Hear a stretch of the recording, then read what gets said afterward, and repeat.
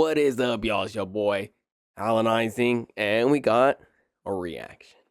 And not just reaction on like the video or anything, but just literally Micah Parsons, from the title, Micah Parsons just got traded to the Cowboys like a few, hours ago? Yeah, like a few hours ago now. Bro, I can't believe Jerry did it. I seen it on my Instagram. I posted this back in, August when he requested the trade. I literally said, I was like, bro, when Micah Parsons requested a trade, I was like, this is all part of the plan. He's gonna request a trade, right? But we all know, bro, it's for the Jerry. Like Jerry literally, I was gonna say gave up, not gave up, but he literally just said that when he was like, oh, it's a soap opera. Like, we're a 365 soap opera, bro. We're a drama show. That's what we do. It's like he finally admitted it. So that's what we're looking for. He admitted it that the Cowboys, they're just a big show, bro. That's literally what they are. And he finally said the quiet words out loud. That's what he finally said. And I thought Jerry was just saying that for the show, right? And then he was gonna be like, and then he's like, what he gave to Dak, like he gave to CD Lamb. I was like, he's gonna give him $45 million, right? And make him the highest paid defensive player, the highest paid non-quarterback in the NFL. That's what he's gonna do. Surprise, he didn't, bro. He didn't. The Packers did. That's crazy. But anyways, that was just like my reaction. But let's actually get to the details of it, right? So like I said, Micah Parsons traded by Cowboys to Packers, gets record contract. Let's actually see what Schefter said real quick, and then we'll go into the rest.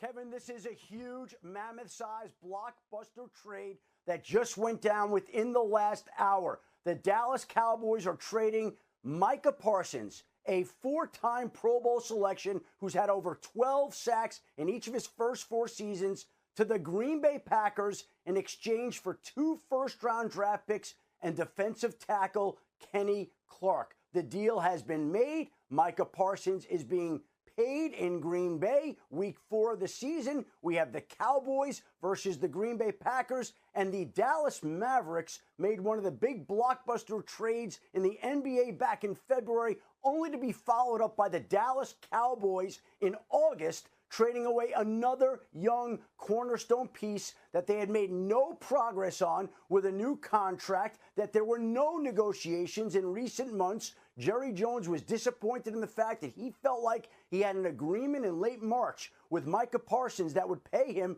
$40.5 million a year on average. The two sides never negotiated after that. Micah Parsons never practiced this summer. He had back tightness that he went to get a second opinion on in California, and there were people who said that Micah Parsons didn't have leverage, but his agent David Melgetta did have leverage. He had the leverage of Parsons' talents in talking to other teams, and the Packers were highly interested all along, so much so that they were willing to pay him more than any other non-quarterback in NFL history ever has been made. And we have another blockbuster trade 1 week from when the Dallas Cowboys will be playing the Philadelphia Eagles. 1 week from tonight on Thursday Night Football, there is a trade that has sent ripples across the National Football League. Crazy. Okay, anyway, let's get into it, okay?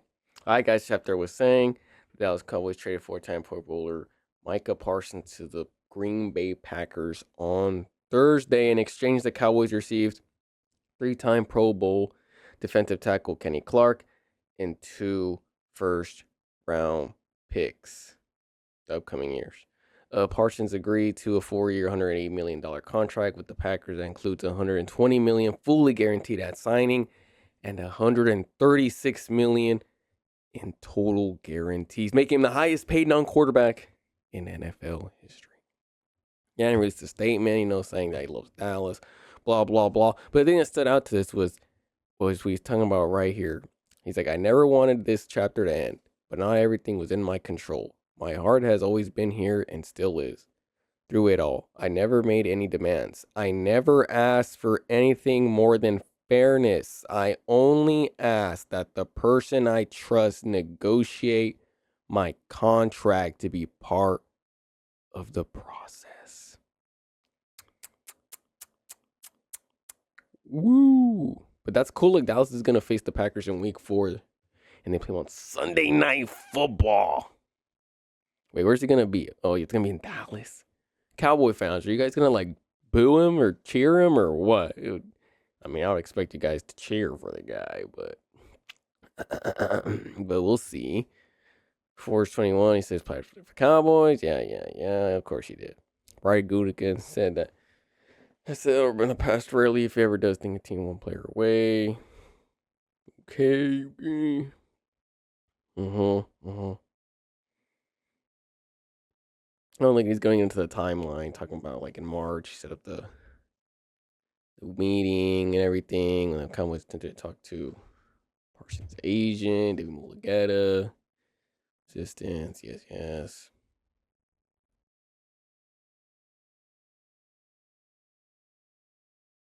Okay. I think that's what they was just getting on to. But anyways, straight up with the trade, right? I know, bro, I've seen some people online already trying to be different, saying that low-key, Packers lost this trade, Cowboys won. Like, bro, always trying to be different, bro. Like, no, bro. Packers won this trade. Like, yeah, I may have to pay. They may find all on time. What am I thinking about? They paid him. They made they paid him the best, or most actually the best paid, on quarterback in the league, right? Bro, but it's Micah Parsons, bro. He was coming up. He was gonna make that money anyways with the Cowboys, and the Packers like, we'll just make it. And the Packers were like, we'll just take it. Are you kidding me, bro? Like, and the only look, Kenny Clark is a great defensive tackle. Don't get me wrong, but he's not the best defensive tackle. Maybe the best defensive tackle right now is probably Chris Jones. That just shows coming like cringed up my head right now, and looking at the Kingdom right there. Who else comes straight up my head? But I'm like he's a great defensive tackle. That's not the point. The point is that he's a great defensive tackle, right? But you gave up a defensive player for an even better defensive player. So it's like, who cares? That's an even trade. And then the 2 first round picks, it's only for this year and next year. Bro, even without Micah Parsons, we thought the Packers were at least going to make the playoffs, right? Like, I don't want to say they're going to be in the Super Bowl, but they're going to be in the playoffs. So they were at least going to have a good record, and they were going to be in the top 15 draft picks in the next draft. Now with Micah Parsons, less they going to be in there, bro. Now they're for sure going to be in the playoffs, and they are for sure going to have a good record. So now, like, those draft picks are worthless. What, you're trying to get try to see a good player in the 20th, 7th spot in the draft? Like, no, bro, no. Cowboy, I wouldn't say they got fleeced, but they got lowballed. So I thought Jerry was the master negotiator. You only got 2 first round. Like, you couldn't have gone 3 or like 3 and then like 2 second rounds or something. You just straight up said, yeah, we'll take the first 2 rounds and Kenny Clark. Where's the master negotiator at? Come on, man. Like, no, look, lowballed. I wouldn't say fleeced, but lowballed. 100%. There are people just trying to be different, bro. Bro, Micah Parsons is top 3 edge rusher in the NFL. Top probably 5 NFL plays probably top 10, but top 5 defender in the NFL. And you trade him away for this? Just because you don't want to pay him? And I don't think it's not even because probably Jerry didn't want to pay him, because we've seen he'll pay for other guys. He'll pay for Dak. He'll pay for CD. It's the what he was saying. Is what Jerry was saying in the Stephen A. Smith show, what he was just saying in the media. He didn't like that David Mulligetta, Parsons' agent, he was involved, which makes no sense, bro. He's his agent. What are you talking about? What do you mean he's not supposed to get him? He'd say, oh, the old way. It was just me and the player. So that's how he does your business, Jerry. This is why I want to say he's the master negotiator. Oh, you're a master negotiator because you're negotiating against people who they have no say in this. They're not masters at this. I'm not trying to disrespect them, say they don't know how to negotiate or anything, but it's like especially Micah, he's new to this. Why? Like, how is he supposed to negotiate $1 million contracts and know his fairness and know like all the terminology and contracts? Like, bro, Jerry, bro, I can't take this guy seriously.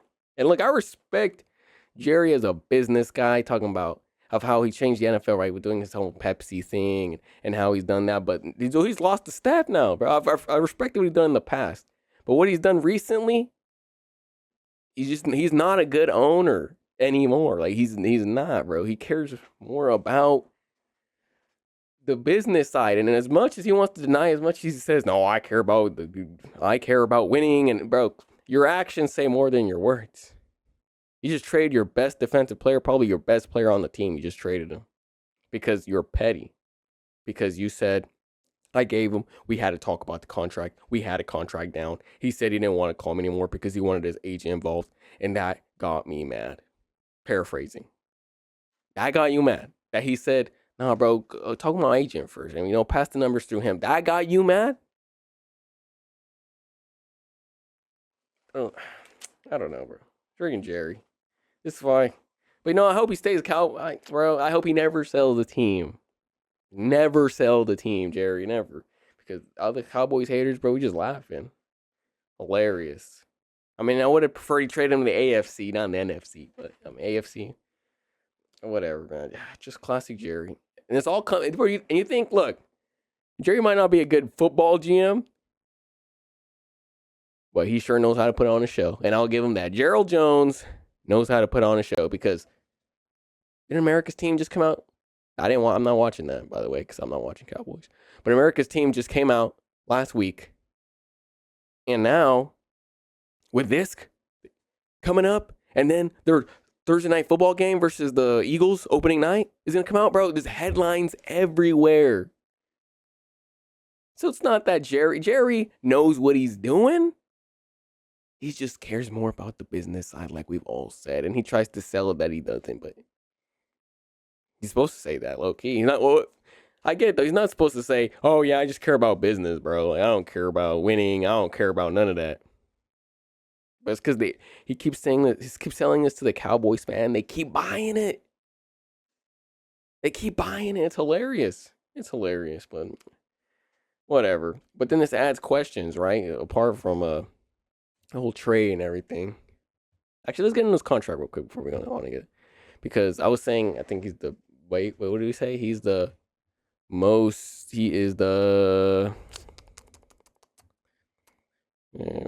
making him the highest paid non-quarterback. I keep forgetting the terminology. Making him the highest paid non-quarterback in NFL history. So 4 year, 188, what's like $47 million, I believe, a year? Let me check it out real quick. Where is he? Yup, 47. And yes, look at all these quarterback. Micah Parsons. 47 million. And then it was Nick. No, I think Nick Bosa's only on value of contract, but in terms of average salary,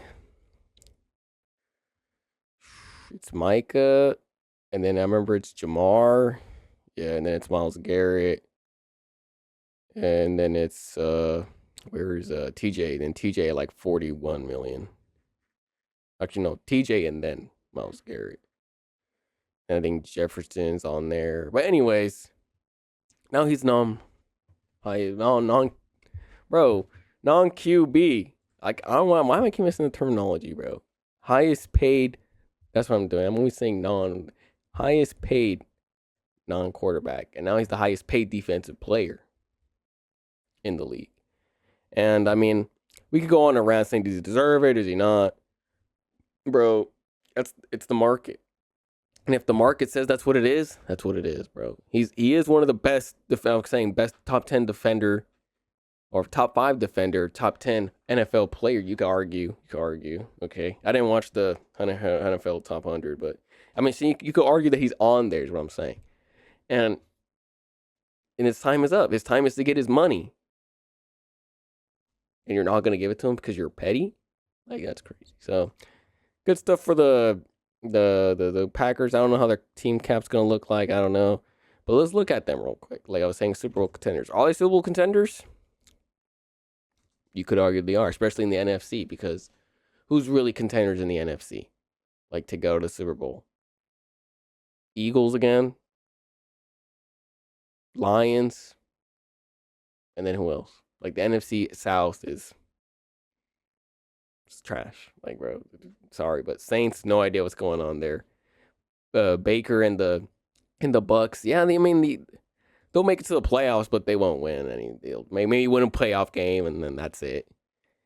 And who else? Panthers. I have no idea what's going on with them. And then the Falcons, they'll probably be mediocre again. It could be a new team, who knows? But I doubt it. I don't see anything right now. And then even if you're talking about the NFC East, right, in their own division, I mean in the Cowboys' own division, Commanders, I got to see it again, okay? I'm not saying it was a fluke. I'm not saying Jaden Daniels is a fluke. But just because it's one doesn't mean it's guaranteed. So we'll got to see how they develop still. But see, that's why I want to say they're Super Bowl contenders yet. You got to see if it's a fluke or not. And then from us, we no idea, bro. Rams, maybe, if they look healthy. We don't even know if Stafford's going to be back or not. Even me as an Niner fan, I don't know. Maybe, hopefully we're back, but I don't even know. Because last year was a down year. We had all of our injuries. I hope this year we're back in contention, but you can't say it's 100%. And then no idea with the Seahawks. No idea with the Cardinals. See, I don't know how they're doing. And that's it, right? And then the North is with them. So it's literally like their hardest challengers are the Eagles and the Lions. And maybe they could go up against them. They got Jordan Love now. I'm not saying Jordan Love is the greatest quarterback ever. And I personally wouldn't put him in my top 5. He could probably be in the top 10. I haven't made a full list. But he's not in my top 5 right now. And I could possibly take him out of the top 10. But he's good. He's good. He's a good quarterback. So, and then we'll see how he develops.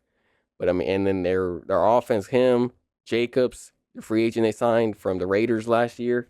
He's good. He's my boy he's a Bama boy. So Bama boy is always good. I expect him to do good. Their wide receiver room, drafting Matthew Golden. That should be better with Romeo Doubs and Jaden Reed.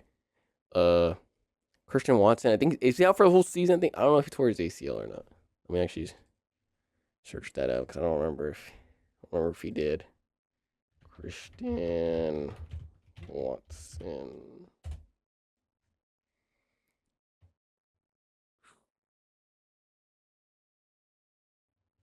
Injury.